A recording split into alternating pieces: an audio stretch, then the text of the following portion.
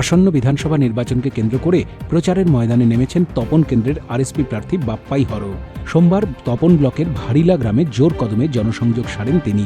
গ্রামবাসীরা তার কাছে পানীয় জলের সংকট ও বেহাল রাস্তাঘাটের অভিযোগ জানালে তিনি জয়ের পর অগ্রাধিকারের ভিত্তিতে তার সমাধানের আশ্বাস দেন। একই সঙ্গে বর্তমান বিজেপি বিধায়ক বুধরাই টুডুর বিরুদ্ধেও সুর চালান আরএসপি প্রার্থী।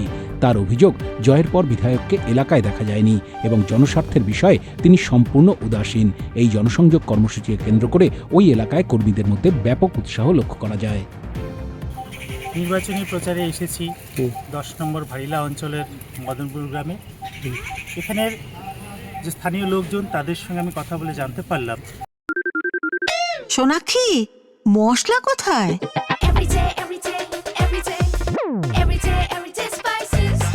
এভরিডে মশলা, দেশের স্বাদ।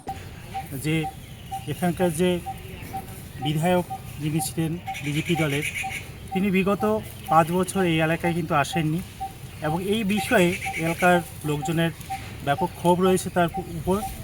এছাড়াও এই অঞ্চলে একটি সমস্যা রয়েছে, সেটা হচ্ছে পানীয় জলের সমস্যা। যাদের সামর্থ্য রয়েছে তারা নিজস্ব উদ্যোগে তারা মার্শাল বসাচ্ছেন, কিন্তু গ্রামের লোকজন অধিকাংশই খেটে খাওয়া গরিব মানুষ, তাদের পক্ষে এই মার্শাল বসানো সম্ভব নয়।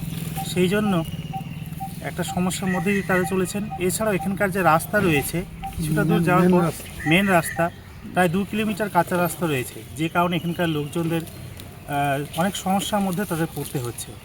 আমি যদি এই নির্বাচনে যে জিততে পারি, আমার প্রাথমিক লক্ষ্য হবে এই অঞ্চলের রাস্তাঘাটের সমস্যার সমাধান করা এবং পানীয় জলের যাতে সমস্যার সমাধান অতি দ্রুত যাতে করা যায় সেই ব্যাপারে আমি উদ্যোগ নেব।